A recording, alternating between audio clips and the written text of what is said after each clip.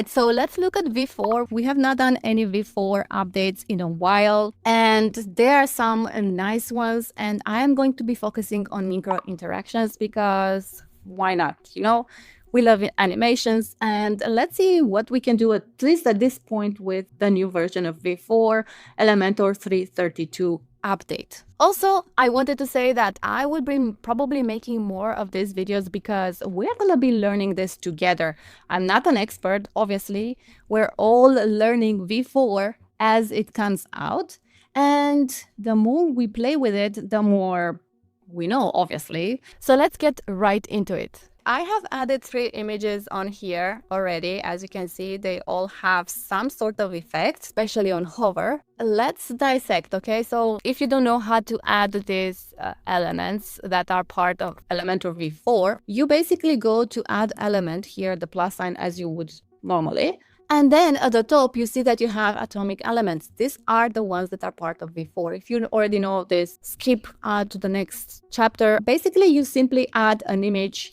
If you want to work with images, heading, etc., etc. This is all they have at the moment, but we can still play around to see how things work, right? That's all you have to do. And then let's say you add your image, and then let's go to the image. As you click on the image in your structure, you will see that you are prompted initially with the general tab where you add your image. You know, you set your settings for it as you would normally, and so the link, the ID, if you have an ID, etc., etc. But we're gonna focus on style because we want to play around with the micro interaction. So let me just close this. As you see, if everything is closed, you will be shown which of these settings are applied to the image, the element in general. Yeah. So in our case, we have the size, we have the background, and we have the effects, and we can see that there's a pink dot that says, if you hover over it, says has styles, okay? And if you hover over the ones that don't have, it says nothing. So let's go to sizes. We just added the normal sizes. This is nothing revolutionary. This is part of Elementor V3 as well. Obviously. So I'm gonna close this, but let's go to effects, okay? So let's see what we have here because this is going to be really good. This is where we're gonna create all these micro interactions that you have seen. As you see, this one and this one and this one. So let's start with the first image, okay? You wanna select it from here. You can select it from the editor. So you can see that we have the transform effect added, and the transform effect added is move. So if you go to the plus sign here, click on it, and you will see that you can add a move effect, you can add a scalar effect, you can add rotate effect, you can add skew as well, okay? Also, sorry, let me just add an effect. As you can see, you can move up and down the effects as you want. You can organize them however you want. All right, so let's go to transition. As I hover over the element, you'll see that the transition is quite smooth, okay? So let me just change it here to 200, for example. You see, it's a little bit more abrupt. If I go to 900, it's extremely smooth. Again, now this depends very much on what effect you want to create and what you want to show on, you know, with your element and your micro interaction. All right, so that is pretty much it. Let's see what the other transitions do we have here. So if you want to add another one, you go to the plus sign here and go to type, and you can select whatever transition you want, but I'm not gonna get into that. But just so you know, you can do that as well. I'm just gonna delete this one, and I'm just gonna leave one. But the kicker here is that my micro interactions work on hover. How do you do that in V4, you might ask? Well, you see here in the classes box, we have this local class, I would say. I'm not sure how to call this. This is the local. Basically, what you see right now, this is your editor, okay? This is how it's called. And this is the default state of your elements, okay? So if I go here to these 3 dots and click, you see that you can select between a few states. We have the normal, the hover, focus, and active. These are the basic states of an element. And if you select the hover effect, you will be prompted to additional effects, basically the same settings, but other effects that you can apply to your element on hover. So as you can see, we have set filters here, which we don't have set in the local editor, basically. So if you go here to the plus sign under filters, you will see that you have the option to choose any of these effects, okay?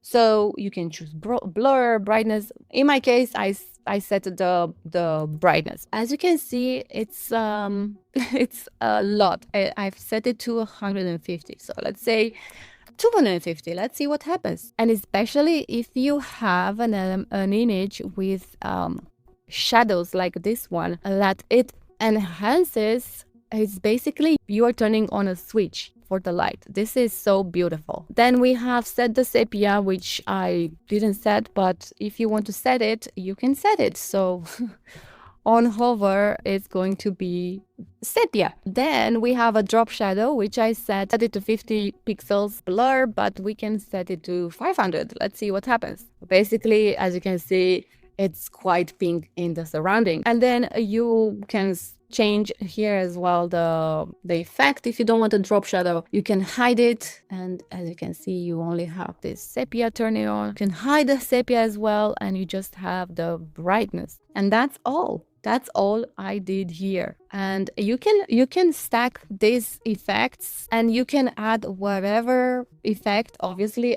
from the ones that are offered here, and make your elements amazing. And of course, we need to play more with this to see what we can achieve, because otherwise, how would you know? So let's see this one, the second image. Again, I have a rotate set on the local, rotate, transform, rotate, and move as well. So if I go to rotate, I set rotate Z minus 20 degrees. That's why it still looks like this. And then move 50 pixels on the y-axis, and the transition 500, and the filter is set on the local, not on hover. Yeah, on hover it will disappear.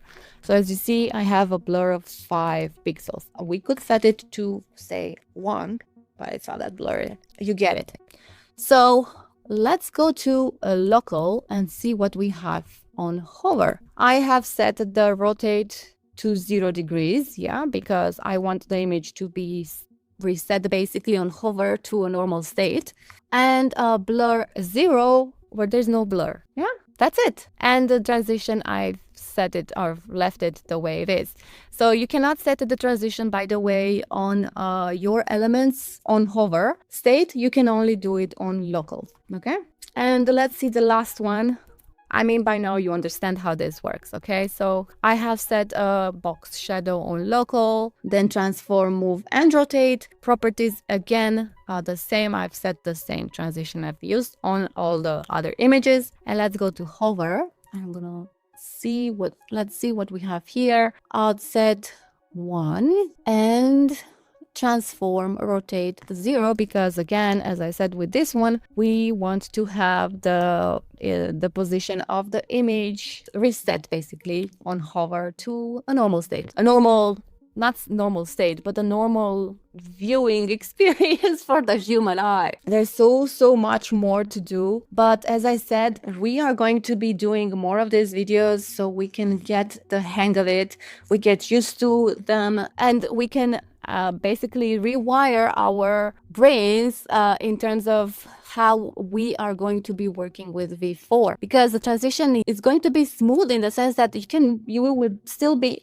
able to use V3, but V4 is the future. Yeah, as it was with the transition to containers, it's going to take some time for people to accept these changes. And the more we use V4 to test it, the more our brains will accept change. I have to get used to this as well. Yeah, the transition to containers for me, it was quite easy because I was just starting out playing with Elementor. I barely knew anything, but the containers were just like a very smooth transition to me. So it was not that difficult. But this is, I'm not saying that it's difficult, but it's a different way of thinking, of doing things. And you will see, we will see in the future how we can play with other elements and what we can do. So let me know in the comments below how deep you would want me to go with this. I just gave you an overview right now because maybe you don't have time to play around, you don't want to activate V4 on a website, you just want to see how it works. So yeah, let me know in the comments below what type of videos about V4 you would want to see more of. If you'd like to see what else you can build with Elementor, what's displayed here or here. And if you have gotten any value out of this video, please consider subscribing, liking, and sharing this video, and I'll see you next time. Bye.